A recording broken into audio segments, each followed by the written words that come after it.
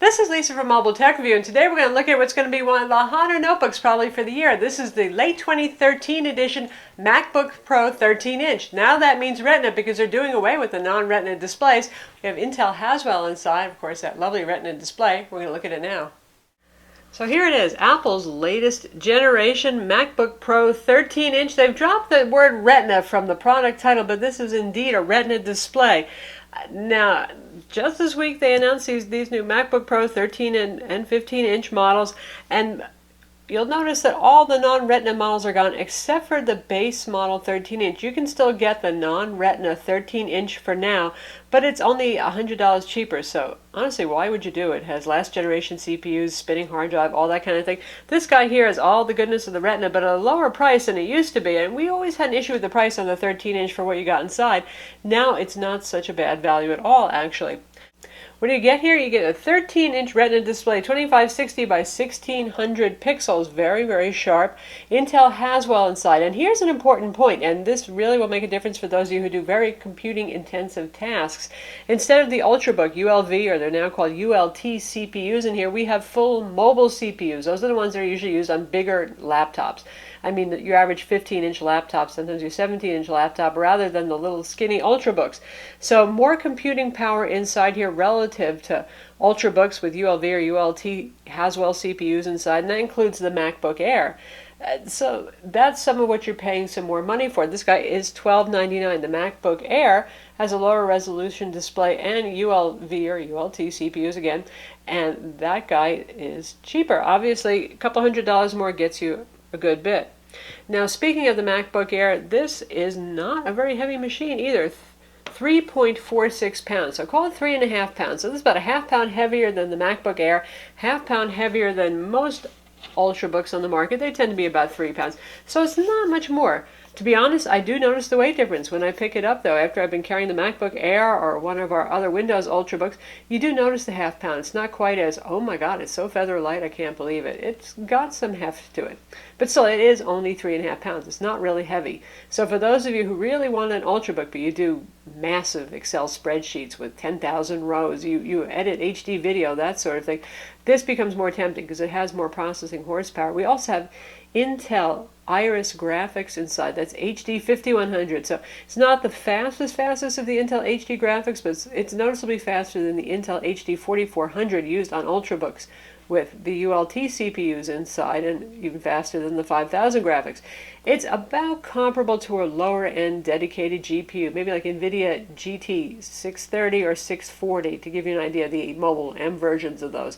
So it's enough to give you a little kick to play something like Diablo or World of Warcraft 3. We'll show you Diablo 3 in a minute, as a matter of fact. Typical of the MacBook Pro design, it's pretty much the same thickness all the way around. Beautiful attention to detail. We don't have to tell you about that. I mean, the fit and finish on this thing is perfect. Beautiful aluminum unibody design. Not a rough seam anywhere. Nice to look at. Bottom here with our usual rubber feet, a whole lot of teeny Torx screws. Honestly, folks, there is no point in taking the bottom off of this machine because it's pretty much not repairable if you open it up. You're going to have to send it in Apple. If the batteries are glued inside, for example, you could get to the SSD drive if you want to replace it. Now, this uses the new PCIe with the gumstick form factor SSD. Those are pretty hard to find right now. RAM is soldered on board. The Airport wireless card 802.11ac, Broadcom chips inside, that is socketed and that is upgradable too. So, typical again of Ultrabooks, there's not a lot to get to, and the battery, in fact, is a little bit more obnoxious because they darn well glue that thing in. Notice here we actually have some air vents. That's nice that Apple finally made concessions to design and realized that these machines do need to breathe, so not just the vents right where the display meets the body of the laptop anymore, a little extra. Generally speaking, it's pretty quiet. It's metal on the bottom. You can feel some heat if you're doing something like, well, like I was doing, playing Diablo 3. It's not going to fry your skin off if you're wearing shorts, but you probably wouldn't want it against your legs if you're doing some compute intensive. If you're just using web browser and email, no, it's not going to get warm. Fan is typically hardly on. That's normal for Apple these days. They really don't like to run the fans unless they have to. Again, if you're doing something like Diablo 3 or some massive computing kind of endeavor, then the fans will kick on. Particularly if you're doing 3D gaming, you'll hear the fan blowing just like you would on any laptop. Rigid, no flex. The usual Apple logo that lights up, courtesy of the backlighting of the display. Now on the side here we have MagSafe 2 power connector. We have two Thunderbolt 2 ports now, even faster. USB 3.0 port on this side, combo mic headphone jack right here. On the other side we have another USB 3.0 port, full-size HDMI port, and a micro SD, an SDXC SD card slot right there. So kind of typical ports for Apple, enough to get by on. Certainly you can always use a USB hub if you need to. The usual nice sculpted cutout here, so when you lift up the display you've got a little place to grab on it. Pretty stiff as always with Apples. I like to use two hands to open it up, and you see inside the usual Apple great trackpad. Nice large glass trackpad, does multi-touch gestures well, very smooth. You know, they make the best. As long as you're running Mac OS. So this is the important part to get to, because I know a lot of you are going to say, what about this compared to the Samsung AtiveBook 9 Plus or the Acer Aspire S7 Windows machines? What operating system do you want to run? Macs are awesome when you're running Mac OS 10. And by the way, this ships with Mavericks, the latest, greatest operating system, 10.9 from Apple. Not so much if you're running Windows under Boot Camp. Now, some of you are just going to use Parallels, and that's a virtual machine environment, basically, where you're running full Windows inside, like as if it was an application on your Mac. But for those of you who are going to boot camp back and forth, the drivers on the Windows side, metza. There goes your battery life. The cooling isn't quite as efficient. The trackpad driver isn't as great. So, great machine to buy if you want to run Mac OS 10, or if you're going to use Parallels and just occasionally visit the world of Windows, or maybe more than occasionally. But I really, for those people who just want to permanently boot camp into Windows on these, I always say just go get a Windows machine to start with. Usual awesome keyboard right here, backlighting. Ambient light sensor works well with that. You can adjust the backlighting levels. Always Apple makes a really nice responsive keyboard. Pretty good key travel and relief. This is not as skinny as the MacBook Air quite, so we have some room for key travel, and you can see it right here. It's comfortable. It's a very, very nice keyboard. As a typist dream. In fact, it's quite good. And the crown jewel in this machine is, of course, this stunning Retina display right here. Ever lovely. We're still looking to see if there's any screen burn-in issue like I have with my first generation Retina 15-inch. So far I haven't seen any. It does take some time to get images to temporarily burn in. Again, that's just a temporary problem when that does happen. This is a lovely display. Now the Retina displays have always been quite good, but in terms of color accuracy, 100% of sRGB. Now usually 95% is about as good as we ever see on something like the Sony Vaio Pro 13 and the Samsung AtiveBook 9 Plus, and in fact just the regular AtiveBook 9. That's pretty good. So you go from 95 to 100% here. I mean, 5% is not huge, but it's a pretty impressive thing when you can say you have 100% of sRGB. For Adobe RGB, we have 75%, which is similar to the competition that I just named, and very good. And in a laptop display, you just don't see full Adobe RGB. Brightness level, very good, over 300 nits. Contrast levels are high at 860 to 1. So yes, it is a stunning display. You can count every single stripe on these zebras and look at every individual blade of grass right there on this nice little desktop pattern. As I mentioned, this comes with OS 10 Mavericks, which is the latest and greatest. And as you know, Apple has now made OS updates free, so you never have to worry about that again. And we have the base model here, the $1299 model, 2.4 gigahertz Intel Core i5 CPU with turbo boost, 4 gigs of DDR3 RAM on board, and 128 gig PCIe SSD. And that memory is DDR3L memory, which Haswell requires. Specifically, the CPU is the i5-4258U, and again, it has Intel Iris 5100 graphics. That's a 28-watt CPU as opposed to the lower wattage Ultrabook CPUs, and that's where you're getting your power from. Mavericks include such things as a Maps application now, and you can just scroll around easily with two fingers. If you have an iPhone, you can actually send maps to your iPhone. So we have two finger gestures so we can zoom around the map. Right up, the trackpad for some reason is not doing pinch zooming, but you can double in or use the zoom controls on that. We also get iBooks. So that's not just for your iPad or iPhone anymore. So you can buy books right here, and any books you have in your account will also show up. Also, iWork, iLife apps are all included now too with the newer Macs. So you get the Mac compatible version of spreadsheet, Word document, PowerPoint. It's Apple's own branded version of those. Or you can install MS Office if you want as well. Of course, macOS comes with all your PIM applications, your calendar, your contacts, and those all have a modern look. They've gotten rid of the skeuomorphistic kind of stuff, just as they did with iOS 7 on the iPhone and iPad. Now, for those of you who have more money to burn, of course, you know there are higher end configurations as well. You don't have to get the $12.99 model, though I think that this would suffice for most people, especially because Mac OS X is very good with RAM. You really don't need a whole lot of RAM to run things. In fact, that's also true of Windows 8. I know a lot of you people are just wanting to get 8 gig machines, but even if you're running Photoshop, Excel, and a bunch of other things at the same time, really 4 gigs is fine, but that's up to you. Anyway, since the RAM is soldered on, it's nice to know, because you can't upgrade it afterwards, that you have what you think you need. So for $14.99, you can stick with the same CPU that's in here, the 2.4 gigahertz dual core i5, but get 8 gigs of RAM and a 256 gig SSD. $17.99 will get you a faster Core i5, 2.7 gigahertz with 8 gigs of RAM and a 512 gig SSD. Now, if you really want to go crazy and you got the money to spend, you can go with that top model that I just mentioned, the $17.99 model, and then if you add another $500, you can get a terabyte SSD. So you're talking getting close to the mid-2000s there, but you can do it if you want. And as well, if you want 16 gigs of RAM, that is $200 additional above the 8 gig model pricing. So, as ever, there's configurable options here. There is no internal optical drive. Apple doesn't put that on their Retina Macs, nor they do it on the MacBook Air. It seems to be disappearing from laptops right and left, unless they're fairly large. But you can use an external Thunderbolt, USB, you name it, optical drive with this guy if you need to install software from CDs or just access anything that's on a CD. macOS does not natively support Blu-ray, though.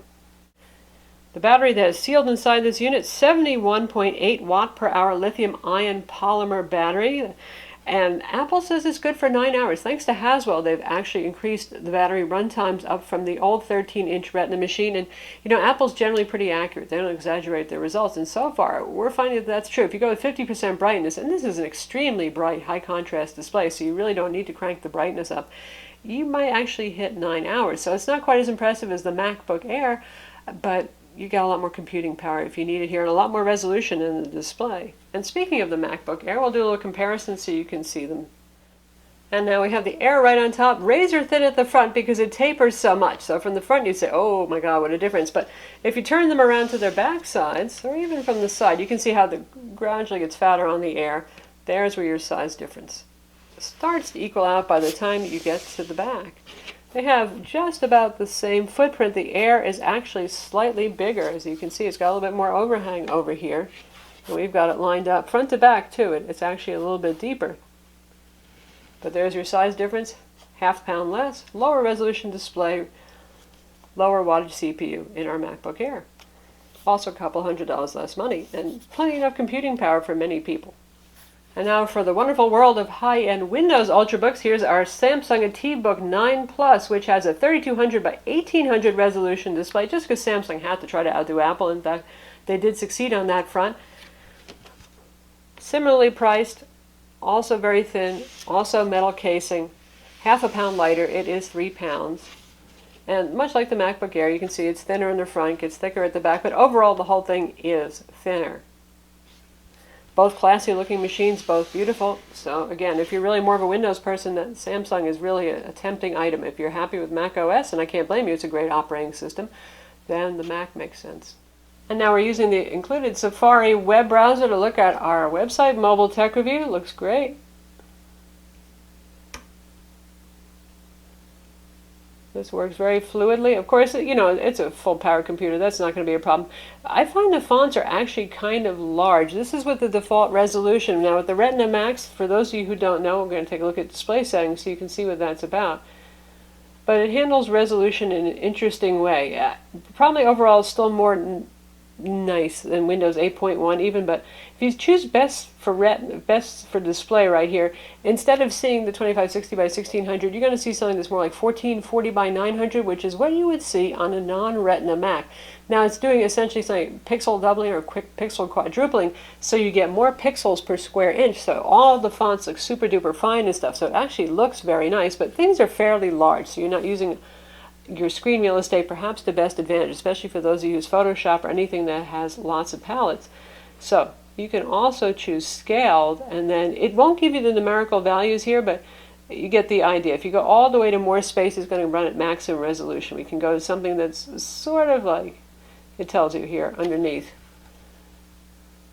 1440 by 900, which is actually what we're at right now. We can go large text, 1024 by 640. I don't think many people would need that. So we can go up to 1680 by 1050 for an equivalence. It's actually not going to let us choose the maximum resolution. Well, let's go to that, which was the old standard high resolution option on 15-inch MacBook Pros. And personally, I actually like this better. Now, you won't get as much of the font smoothing maybe going on, but that looks pretty darn nice, and I think it's still quite readable. Our dock is resizable, so we can make those bigger if we want. The desktop Macintosh HD is still easily viewable. So that's a nice option to have right there. If you're running something like Photoshop, boy, it's going to be cool because you got room for a pretty good sized photo there and your palettes. And also if you're using something like iMovie, you got more room for your clips and all that. As I mentioned, you get all the iLife and PIM applications built in here, plus Photo Booth. Of course, you get your iMovie here, your iPhoto. You can download Pages, Keynote, all of those things as well. We're going to test out Diablo 3 now. And also, it plays video just fine. We're not going to make you sit through another replay of a YouTube video. Trust me, it looks great. It's beautiful. It's a powerful computer. It can easily do that.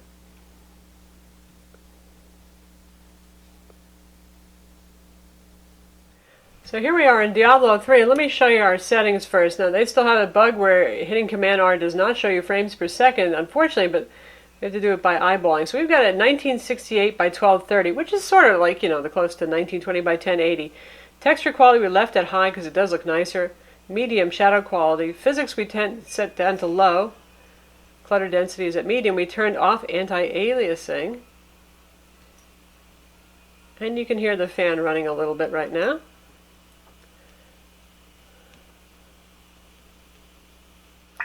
Speakers are pretty good on this. And let's see if we can fight some bad guys.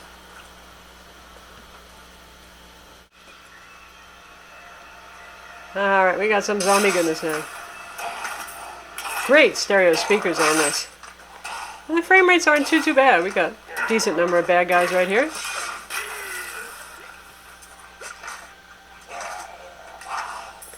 Glossy display can be a little bit trying in a dark game like this. But overall, it's doing pretty well. And that's at high resolution with moderate settings.